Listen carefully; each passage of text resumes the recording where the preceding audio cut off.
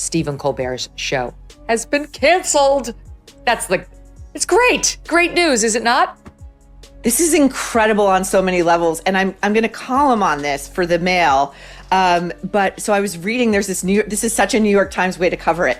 So they talked to this guy in Williamsburg, Brooklyn, who was out having dinner and got the alert on his phone that the Colbert show has been canceled, and he sprung up like he was Batman getting the bat signal. CBS just canceled The Late Night with Stephen Colbert, just days after Colbert took a swing at his own network for settling with Trump. Listen. This kind of complicated financial settlement with a sitting government official has a technical name in legal circles. What happens when a titan of late-night television doesn't just fall from grace, but is actively and publicly pushed off the cliff? Stephen Colbert's show wasn't merely canceled. It was systematically dismantled in a stunning media spectacle. Stepping onto the scene like a pair of seasoned executioners were Megyn Kelly and Jesse Waters, who didn't just report on the show's demise. They arrived to perform the public autopsy.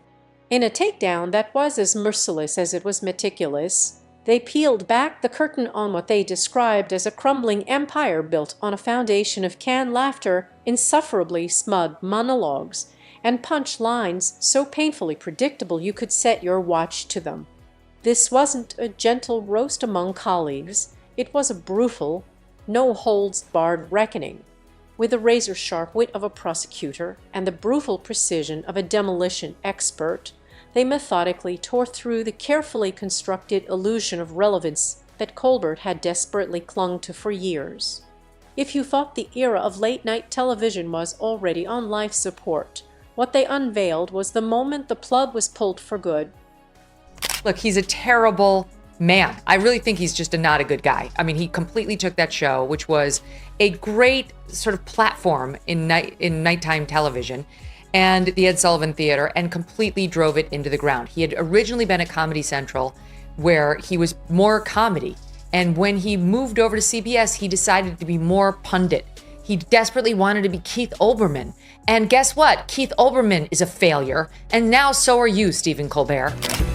Oh, man, the ratings tanked. Letterman averaged nearly 3 million in his final year. And today, Colbert is only averaging a little over 2 a night. This show is seen by close to 4 million a night. Now, the left's favorite late-night mainstream mouthpiece has been let go. This is the inevitable, spectacular implosion that occurs when unchecked smuggness is finally served an eviction notice from its rent-free penthouse suite in mainstream network television. Stephen Colbert didn't just host a show for years. He presided over a carefully curated, one-man cult of personality that was cleverly disguised as late-night comedy. The entire operation was a masterclass in self-congratulation, where the host and the audience existed in a symbiotic loop of mutual validation.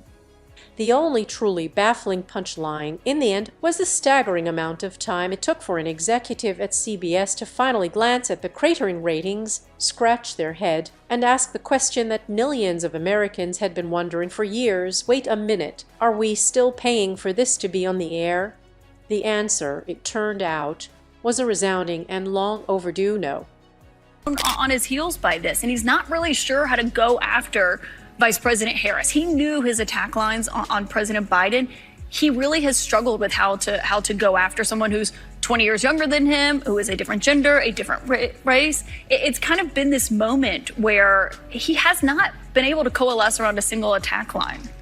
I know you guys are objective over there, that you just report the news as it is. Oh, I know, CNN. The plummeting ratings were merely a symptom, the final, undeniable data point of a much deeper cultural disease. At its core, the issue wasn't just that fewer people were tuning in, it was that the nation's collective tolerance for watching a public figure so thoroughly confuse snark for substance had finally run dry. Viewers grew weary of the nightly spectacle of a man who seemed to genuinely believe that the volume of applause he received was a direct measure of his cultural relevance and intellectual heft.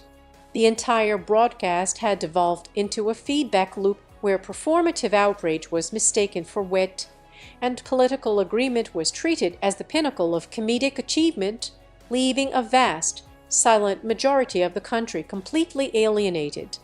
This wasn't a slow decline. It was the bursting of a bubble that had grown too large and too disconnected from reality to sustain itself. Her appearance on Stephen Colbert last night was next level. He's so gross. So gross. I remember the Stephen Colbert who tried to just make us laugh, who is like kind of fun, and who, while we always knew he was leftist, didn't realize he hated. Into this fray stepped Megyn Kelly, not as a journalist, but as a seasoned prosecutor who looked as if she had been meticulously preparing her case for years, just waiting for the trial to begin. She didn't arrive with a handful of notes or talking points. She came armed with a shovel, ready to dig the grave for the bloated, decaying remains of a show that had long ago ceased its mission to entertain. It had morphed into something else entirely, a bizarre, weekly group therapy session for a very specific slice of coastal elites nursing their own superiority complexes. With surgical precision, she dissected Colbert's greatest hits, exposing them not as comedic triumphs, but as expired coupons, useless, dusty, and frankly embarrassing to have ever been valued. The self-righteous monologues, the political posturing masquerading as humor, the hypnotized audience clapping like trained seals at a fish market, Megyn dismantled it all with the cold, hard logic of someone who had never once bought into the hype. Fox News alert breaking right now. Word of a major breach of security on Capitol Hill. At least 7 people who work for the comedian Stephen Colbert were arrested and jailed last night for breaching the Capitol building. Here's what we know right now. Capitol Police were called around 8:30 p.m. Thursday night for a disturbance at the Longworth House Office building. These individuals, who we've confirmed work for The Late Show, were seen roaming the building while it was closed to visitors. While Megyn Kelly was meticulously performing the intellectual autopsy, G.C. Waters arrived on the scene like a demolition crew that had just chugged a case of Red Bull. He wasn't there to simply roast Stephen Colbert. He was there to deep fry him in a vat of irony, roll the remains in weaponized sarcasm, and serve them up on a platter with a sign that read, "This is what happens when you mistake smugness for a personality." Jesse cut through the noise to remind everyone that Colbert wasn't taken down by some shadowy corporate cabal or a vast right-wing conspiracy. No, he was ultimately undone by his own reflection. He had held a mirror up to his preferred audience for so long that he failed to notice the cracks forming in the glass until it completely shattered under the weight of one more forced laugh track and the sight of a grown man dancing with a syringe. The Stephen Colbert show had, in its final years, become the television equivalent of a man shouting his own opinions into a vast, empty canyon and then triumphantly calling the resulting echo a devoted audience. He wasn't telling jokes anymore. He was delivering sanctimonious lectures punctuated by punchlines so soft and esoteric that you practically needed subtitles and a political science degree to even spot them. His monologues transformed from biting satire into preaky sermons. His celebrity guests were reduced to mere props designed to nod in agreement, and his actual punchlines became more extinct than a blockbuster video rental card. The man had successfully turned the art of comedy into a sanctimonious PowerPoint presentation, with the unfortunate distinction that even a corporate PowerPoint deck manages to occasionally land an unintentional laugh. Well, Colbert went out there and cried. Do we have him ripping on it? I don't think we have that. But anyway, he went on there recently and he ripped on his own employer for this settlement. And that's why the left is like, oh, the optics are terrible. Like, this was clearly just like they fired Colbert to satisfy Trump. Number one, if that's true, you can put another feather in Trump's cap for doing something great and making America great again. Okay. Number two, there's zero proof to that effect whatsoever. And Sherry Redstone, who is the head of CBS, has known that Colbert is a chief Trump antagonist and that Trump hates Colbert since the beginning of Colbert and Trump as dual public figures. Megyn Kelly walked directly through this elaborate charade as if it were nothing more than a part of her morning cardio routine, effortlessly cutting it down to size. She didn't reveal a hidden secret. She simply articulated the one thing that millions of people already knew but had perhaps stopped saying out loud. Stephen Colbert was no longer funny. He had become fashionable. And the very moment that his particular brand of political fashion started to fade, so did the chorus of fake, obligatory laughs from his studio audience. She expertly called out his bizarre transformation from a genuinely sharp satirical genius of the man who once skewered the powerful on both sides into a predictable political mascot for one team.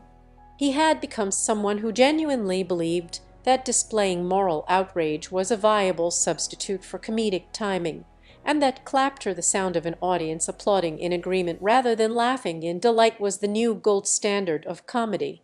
It was less a late-night show and more a late-night lecture hall.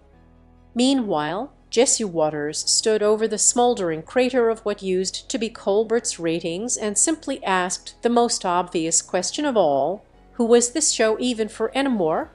It wasn't that Stephen Colbert had lost touch with the average person. It was that he had seemingly thrown any connection away with both hands, celebrating his own detachment as a badge of honor.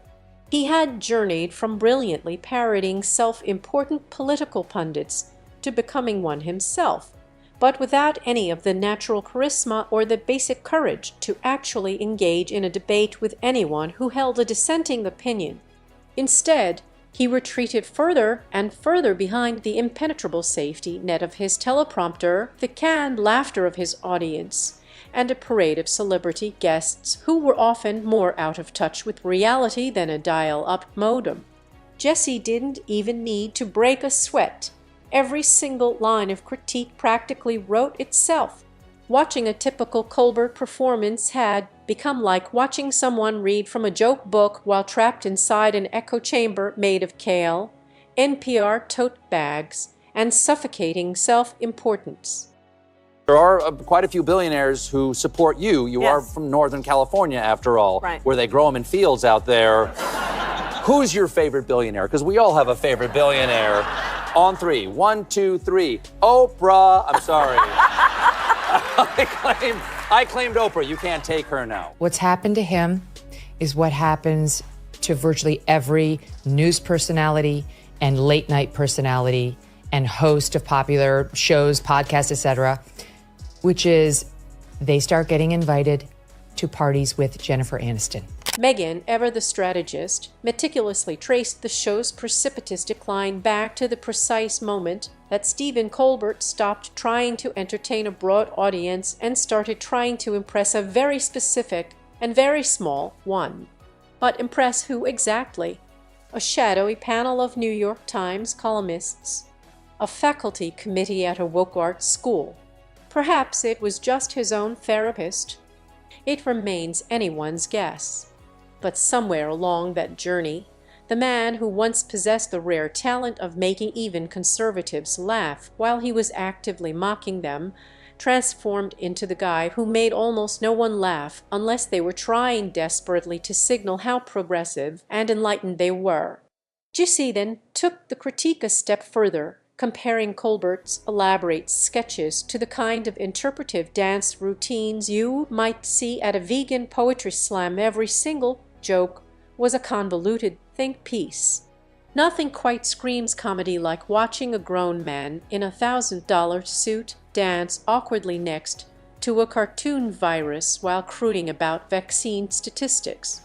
Jesse perfectly described it as Broadway for people who clap when the plane lands, and Megyn added that watching those cringe-worthy performances felt like a form of divine punishment from the entertainment gods for allowing actual, funny comedians to go extinct. And then there was the guest lineup. What an absolute carousel of cringe. It became a predictable procession of every Hollywood actor with a half-baked political opinion, every washed-up musician with a new protest song nobody asked for, and every social media influencer pretending to be a serious activist. They all found a cozy, welcoming home on Colbert's couch, where they would nod dramatically at punchlines so soft and inoffensive they could have doubled as emotional support animals. These segments were less about entertainment and more about mutual admiration, a safe space where celebrities could air their grievances without fear of being challenged or, heaven forbid, being asked a difficult question. Jesse made the point crystal clear. When your biggest and most reliable applause lines are just thinly disguised therapy sessions about the state of the world, maybe, just maybe, it's time to admit to yourself that you're not actually in the comedy business anymore. You're in the business of selling the illusion of relevance, all while preaching a gospel of tolerance and diversity with the condescending tone of someone who has never once stepped outside of a Whole Foods in the last decade. And let me tell you something else. This just hit from reporter Matt Bellany, founding partner of Puck News and formerly Hollywood Reporter. The timing and optics, he says, are terrible for the Colbert cancellation. Not true, not true, not true. The timing and optics are perfect. Only leftists think that the timing and optics are terrible because they think somehow this was retaliatory because Stephen Colbert was ripping on CBS for entering into that $16 million settlement with Donald Trump, who was suing them over the 60 Minutes Kamala Harris interview and the edited clips, claiming it was a deceptive practice under Texas law. The glaring hypocrisy wasn't just a subtle undercurrent that discerning viewers could pick up on. It became so blatant and pervasive that it practically had a recurring guest role on his own show. He would spend entire monologues decrying the very same behaviors and attitudes that his own program and his own hand-picked guests often embodied, creating a dizzying spectacle of cognitive dissonance that was broadcast to millions every night. This wasn't just a blind spot. It had become a core feature of the brand, a fundamental part of the nightly routine that seemed to go completely unnoticed by the host and his cheering studio audience, but was painfully obvious to anyone watching from the outside. The disconnect between the message he preached and the reality he presented was stark, and it grew more pronounced with every passing season. Then, of course, there were the skits. Do you remember any of them? The answer is likely no, because almost every single attempt at sketch comedy on the show felt less like a professionally written piece of humor and more like a painfully earnest group project from a graduate-level gender studies seminar. The sketches were so laden with heavy-handed symbolism and niche political commentary that they were often indecipherable to anyone outside of a very specific academic or activist bubble. As Jesse Waters bluntly put it, he would rather volunteer to get audited by the IRS than have to sit through one more Colbert sketch involving poorly made cardboard cutouts, awkward musical numbers, and political metaphors so obscure you'd need a decoder ring from NPR just to figure out the punchline. The final seasons, in particular, became a masterclass in painful predictability, a formula so rigid and uninspired that viewers could set their clocks by it. Stephen Colbert was appointed as his heir. Despite Colbert making a name for himself as a partisan cable news comedian, the country was told he'd be a host for all Americans. Obviously, the character he does on Comedy Central is going to be ending, but then he's going to bring Stephen Colbert to the table. And we have no question that this guy is so talented that, you know, the persona of Stephen Colbert is going to work so well in late night. It's going to be original, it's going to be smart, and it's going to be different than what anybody else has. George Clooney and Jeb Bush were the guests of his first show. But things got a lot worse after Trump beat Hillary. Colbert caught a wicked case of TDS and he never recovered. He went off the deep end during COVID. The formula became suffocatingly rigid and painfully transparent. Each show would open with a monologue referencing the day's top headlines, which would inevitably be followed by a self-satisfied, virtue-signaling jab at the political opposition. This would trigger a mandatory applause break from the audience, followed by a moment of awkward, forced laughter from Colbert himself. Then, the show would pivot to 10 agonizing minutes of dead-eyed, sycophantic interviews with celebrities who were transparently there to promote a film that nobody was planning to watch or a cause that felt more like a branding opportunity than a genuine passion. The entire production felt less like a dynamic, living piece of entertainment and more like a tired, robotic assembly line churning out the same product night after night with diminishing returns. Late-night comedy, in its golden age, served a vital cultural function. It was meant to challenge authority, to cut through the relentless noise of the news cycle, to relentlessly mock power in all its forms, and, most importantly, to dare to offend. Now, so much of it wears kid gloves, choosing instead to simply recite popular Twitter feeds and spend half of its precious airtime desperately trying to prove its moral superiority to the very people it's supposed to be entertaining. Stephen Colbert didn't just participate in this degeneration, he became its undisputed poster child.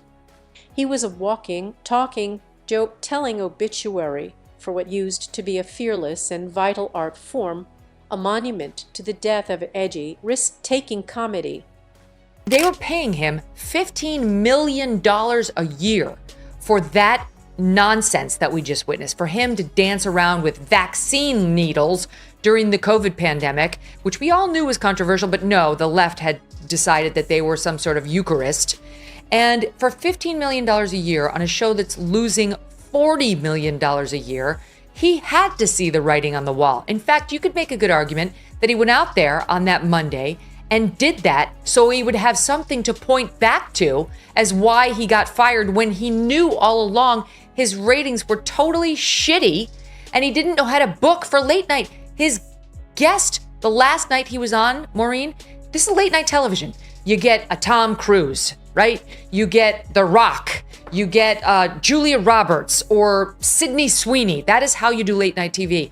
Look who he led with his last night on the air. G.C. Waters didn't bother offering a shred of sympathy for the show's demise. He simply handed Stephen Colbert the metaphorical bill for his own failures and walked away laughing. His final analysis was as brutal as it was accurate. When the single most entertaining part of your comedy show is the faint, desperate sound of a live studio audience pretending to have a good time, the party is already over. It has been over for a long time. The only people who failed to realize it were the ones still inside the building, cashing the checks and clinging to the prestige of the brand while willfully ignoring the deafening silence from the world outside. And just when you thought the scathing roast had finally concluded, there was another layer to be revealed. With the precision of a master strategist, Megyn Kelly circled back for one final, devastating point. She reminded everyone watching that Stephen Colbert had been given every conceivable advantage: a legacy network, a massive budget, a built-in audience, and the cultural cachet to do whatever he wanted. He used all of those resources to build a shrine, not to comedy, but to himself, to his own beliefs, and to a very specific version of America that only truly exists inside an Ivy League-funded group chat. Jesse then added the finishing blow, noting that watching Colbert's awkward attempts to go viral on social media was like watching your uncle try to do the dab at Thanksgiving dinner. It wasn't just that it missed the mark. It was so cringe-worthy that it scarred people. Colbert desperately tried to pivot to a TikTok style of humor without ever grasping the fundamental reality that Gen Z has absolutely no interest in being lectured to by a man who thinks irony is something you can hold as a prop and sarcasm is a substitute for a personality. As Paramount's owners are trying to get the Trump administration to approve the sale of our network to a new owner, Skydance. Some of the TV typers out there are blogging that once Skydance gets CBS, the new owner's desire to please Trump could put pressure on late-night host and frequent Trump critic Stephen Colbert.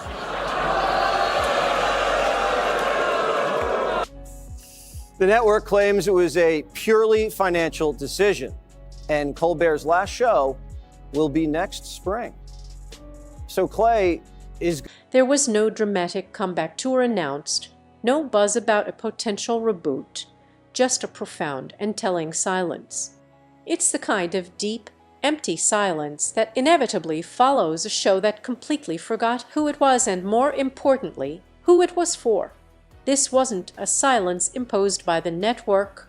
It was a silence that was earned night after night by methodically turning laughter into lectures and transforming punchlines into dry policy proposals. The audience didn't leave with a bang. They just quietly drifted away over time, seeking entertainment elsewhere. The network, seeing the writing on the wall, pulled the plug with even more quiet efficiency, making the end feel less like a cancellation and more like a mercy killing. And in the aftermath of it all, one gets the haunting feeling that Colbert himself is still standing on that empty stage, completely alone, holding a microphone that has long been disconnected, delivering a monologue that no one is listening to anymore. He became so insulated within his own bubble of agreement and affirmation that he may be the very last person to realize that the theater has been empty for a very long time.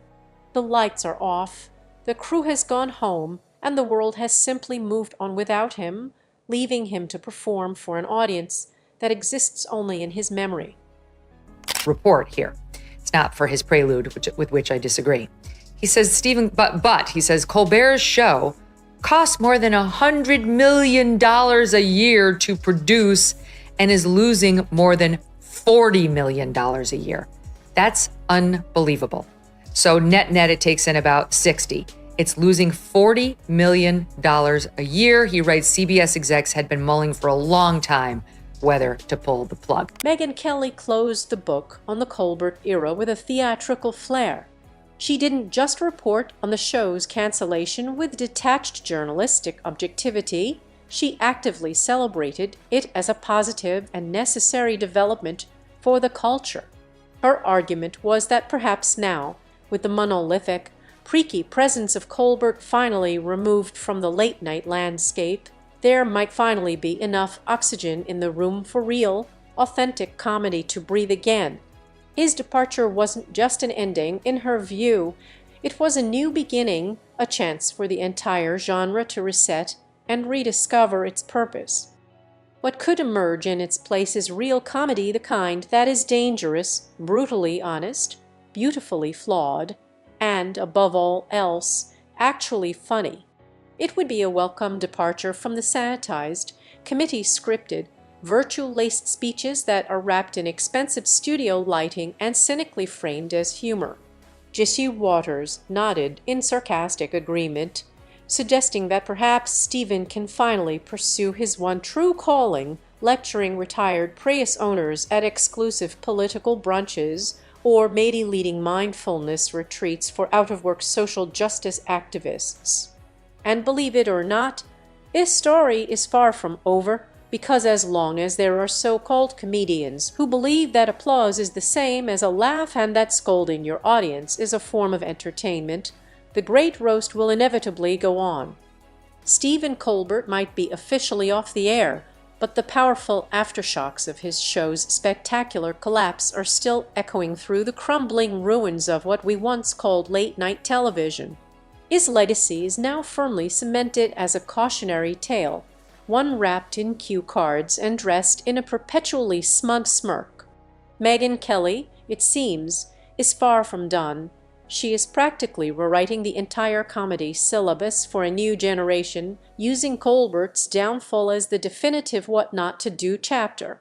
She pointed out how his fall from grace wasn't just inevitable, it was absolutely essential, a kind of cultural cleanse, like finally taking out the bag of trash that's been stinking up the entire room while everyone politely pretended it was perfume. Jesse Waters, meanwhile, celebrated the opening for someone who remembers that humor isn't a TED talk delivered in a suit. It's messy, it's risky, and it's brutally honest. Everything Colbert seemed to forget the moment he traded genuine punchlines for glowing applause signs. Together, Megyn and Jesse didn't just turn the lights out on a show, they turned them out on an entire philosophy of entertainment that had forgotten why it ever existed in the first place. And honestly, the silence has never sounded so refreshing. If you found this breakdown as revealing as we did, make sure to hit that like button, subscribe to the channel for more deep dives, and ring that notification bell so you never miss an update. We want to know what you think. Was this a necessary takedown or an unfair hit job? Drop your thoughts and opinions in the comments section below. We read every single one.